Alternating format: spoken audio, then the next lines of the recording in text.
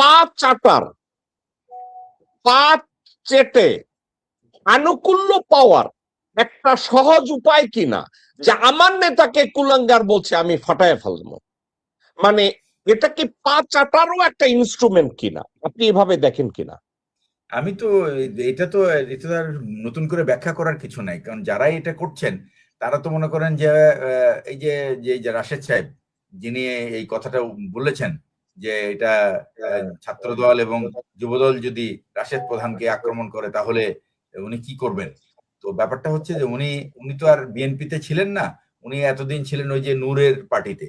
তো নূরের পার্টির থেকে উনি মার্কা নেওয়ার জন্য পক্ষত্যাগ করে গেছেন, যাওয়ার পরে কিন্তু হেরে আসছেন ইলেকশনে। আচ্ছা হারলো ভালো, কিন্তু তারপরে তো কিছু পাচ্ছেন না। এখন যদি অতিরিক্ত গলাবাজি করে কিছু পাওয়া যায় তাহলে হোয়াই নট, এটা তো খারাপ এটা না। কি আমি তো আসলে এই এই যে বলটা সেলবাজি কি আপনি তাহলে যেটা বললেন, রাশেদ এটা প্রধানের? এটা জাস্ট এটা জাস্ট আমি বলি রাশেদ প্রধান না, এই এক রাশেদ রাশেদ প্রধান তো হলো জাতীয় গণতান্ত্রিক পার্টির মুখপাত্র, আর ওই রাশেদ হলো গণ অধিকার পরিষদের ছিল। তারপর সেখান থেকে সে না না, আমরা ইলেকশন কথা বলছি রাশেদ প্রধানকে নিয়ে, আমরা কথা বলছি রাশেদ প্রধান, হ্যাঁ, শফিউল আলম কিন্তু প্রধানের ছেলে। কিন্তু এই ব্যাপারটা কিন্তু তুলে ধরেছে নতুন করে এটাকে। আপনি জানেন ব্যাপারটা হলো কি, মনে করেন যে আপনি একটা কথা বলেছেন, তো এটা কেউ নোটিশ করলো করলো, না করলো না করলো, হয়তো বা বিএনপি ইচ্ছা করলে হয়তো ছেড়েও দিতে পারতো। কিন্তু রাশেদের ওই যে গণ অধিকারের রাশেদের তার গায়ে গণ এমন ভাবে অধিকার, লাগছে। আমি আমি ভাই, আমি আর আপনি, জিয়া ভাই, আপনার আর আমার এই আলোচনায় ওই যে গণ অধিকার পরিষদের যে Rashed, it's not worth my time. ওর মতো ওই টোকাই না ফোকাই না না, এগুলা। ব্যাপারটা তো উস্কে দিয়েছে তো সে সে তো অ্যাকচুয়ালি আমি, আচ্ছা, he he is is the the instigator. Instigator, he is the, he is the okay, বুঝছি। ইনস্টিগেটর, সেই জন্যই বলছি আমি, সেই ওকে, জন্যই বলছি এই কথাটা। অ্যাকচুয়ালি এগুলো ওকে, হয়তো গাট ইট। যুবদল তাদের তো অ্যাকচুয়ালি এগুলি মাঠের এই কথাবার্তা শোনার টাইম নাই, সুতরাং ওকে, সে তার সময় নাই। তো রাশেদ মনে করলো যে শুনতেছে না, আমি একটু বলে একটু কানে আনাই, ব্যাপারটাকে একটু কানে আনে, না হলে তো এটা ইস্যুটা জমতেছে না। হ্যাঁ, ওকে।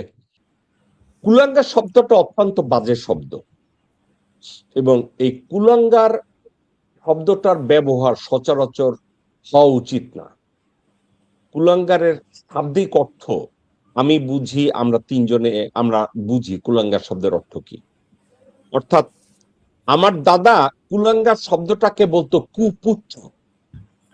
আমি মনে করতাম যে সুপুত্র, কুপুত্র, কুলাঙ্গার, এই সাবজেক্ট গুলোকে কোন খাতে দেয়া যায়।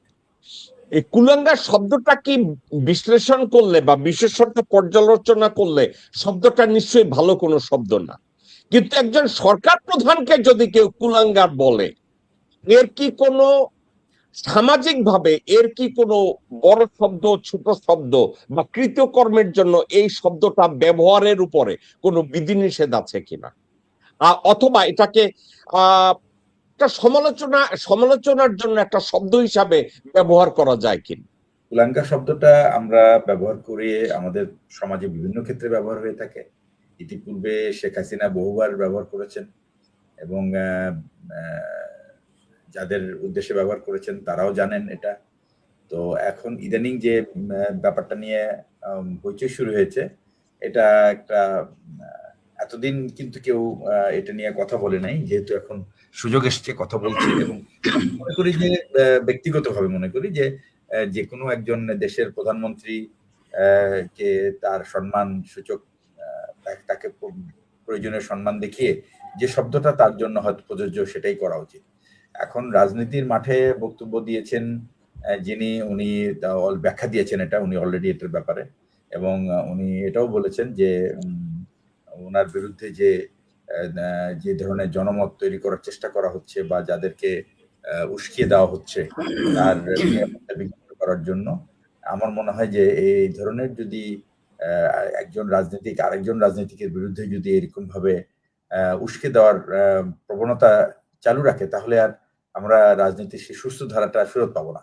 সুতরাং আমি বলবো যে যারা রাজনীতি করেন মাঠে, তারা শব্দ চয়নে আরো একটু সাবধানী হবেন, এবং তারা এই কথাগুলি ব্যবহার করার আগে চিন্তা ভাবনা করে ব্যবহার করা উচিত। এটাই আমার সাধারণ, আমি মনে করি আমার ব্যক্তিগত মতামত এটা। এখন ওকে, উনি কেন এটা ব্যবহার করেছেন আর এটার ব্যবহার করাটা কতটুকু যুক্তিযুক্ত হয়েছে, পুরো বিষয়টা কিন্তু যিনি ব্যবহার করেছেন তার তার কাঁধেই বর্তায়। এবং তিনি এটার প্রপার ব্যাখ্যা দিতে পারবেন। আমার মনে হয় এইখানেই আমার স্টপ করা উচিত এই ব্যাপারটা নিয়ে। জিয়া ভাই, আপনাকে একটা কথা বলি, মাথায় পাগড়ি পরা ওয়াজিব। এখন লুঙ্গি খুলে উলঙ্গ হয়ে মাথায় যদি পাগড়ি বাঁধেন, সাবজেক্টটা কেমন হয়? আপনি যদি আমাকে সৌজন্যতার পরকাষ্ঠা নিয়ে কথা বলেন, ভদ্রতার পরকাষ্ঠা নিয়ে কথা বলেন,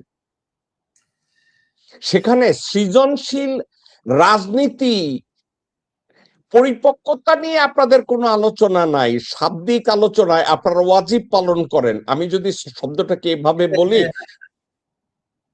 মানে এটা আমি একমত সাবজেক্টটা আপনার সাথে, এটা আমি একমত যে রাজনীতিতে গুণগত বিষয়গুলি আলাপ আলোচনা বাদ দিয়ে আপনি একটা খুব পেরিফেরিয়াল ইস্যু নিয়ে, খুবই একটা ছোটখাটো ব্যাপার নিয়ে এটা বড় লঙ্কা কাণ্ড বাঁধানোর এবং সেটা দিয়ে আপনার দুর্বলতা ঢাকার চেষ্টা, এটা ঠিক না। এটা মানুষ বোঝে। সুতরাং এই ব্যাপারটা যতই যেটাই যাই উস্কে দেওয়ার চেষ্টা করুক। আর এই যে যিনি বলেছেন, গতকালকে কিন্তু আমি রাশেদ প্রধানের পুরো বক্তব্যটা শুনেছি এবং উনি বলেছেন যে ভদ্রলোক উস্কে দিচ্ছেন উনি কিন্তু আমার পাশেই ছিলেন। আমরা 17 বছর যে রাজনীতিতে যে রাস্তায় ছিলাম, সেই রাস্তার কিন্তু উনি একজন আমার সহযোদ্ধা। কিন্তু উনার কাছে উনি এর আগে বহু গালিগালাজ শুনেছেন অনেকের কাছ থেকে, সেগুলি তার গায়ে লাগে নাই। কিন্তু এখন উনি যদি উস্কে দিয়ে মনে করেন, ওনাকে প্রশ্ন করেছিল যে আপনার বিরুদ্ধে যে এরকম ভাবে উস্কে বা মানুষ যদি এরকম খেপে গিয়ে যদি কিছু আক্রমণ করে ফিজিক্যালি, তাহলে কি করবেন? বলে কি করার আছে, আর আমি তো এমপিও না, আমি তো পুলিশও নাই, আমার সরকারের প্রশাসনও নাই আমার সাথে। সুতরাং আমি একজন রাজনীতিবিদ, মাঠে আমি রাস্তায় রাজনীতি করি। তো যদি কেউ মেরে দেয় তাহলে আর বড় তো কি করব, যে চিকিৎসা নিব, চেষ্টা করব সুস্থ হয়ে। আর যদি মনে করেন যে সেই আমাকে যদি একেবারে দুনিয়া থেকে তুলে দেওয়া হয়, বলে এটার জন্য আর ভয় পাই না, কারণ আমি তো আমার সেকেন্ড লাইফ লিড করছি। উনি এই কথাটাই বলেছেন যে আমি দেখেন, আমি যখন বলে যে 19শে জুলাই বা এরকম একটা সময় অথবা 23শে জুলাই আমার সামনে বলে আমার পাশের ব্যক্তি গুলি খেয়ে পড়ে গেল, আমার সামনে একটা অল্প বয়সী একটা বাচ্চা গুলি খেয়ে গেল, তারপর ওই গুলিগুলি তো আমাকেও লাগতে পারতো, আমি তো তখন ওইখানেই শেষ হয়ে যেতাম, তাহলে এগুলির তো কোনো ব্যাপারই ছিল না। সুতরাং আমি মনে করি যে এটা আল্লাহ আমাকে দ্বিতীয় জীবন দিয়েছে, এই দ্বিতীয় জীবনের জন্য আমি আর ওই জান হারানোর ভয়ে উচিত কথা বলবো না। এটা আমি এই শিক্ষা, রাজনৈতিক শিক্ষা আমার নাই। সুতরাং যেটা আমি মনে করবো, আমার বিবেক বুদ্ধি বিবেচনা যা বলে, যদি যেটা সঠিক মনে করে আমি সেটাই বলবো, এবং এটার জন্য যদি আমাকে দুনিয়া থেকে চলেও যেতে হয়, এটা আমার খুব একটা মানে আমার কোনো পরোয়া নাই, কারণ আমি I am leading my second life. কারা রইল বোকাপাট, কারা রইল বোকাপাট, ভেঙে ফেল করবে লোপাট, রক্ত জমাট শিকল পুজোর ভাষণ বেদি। ওরে ও তরুণ নিশান, ওরে ও তরুণ নিশান, বাজা তোর গলায় বিশাল ধ্বংস নিশান, প্রাচীর প্রাচীর ভেদি। কারা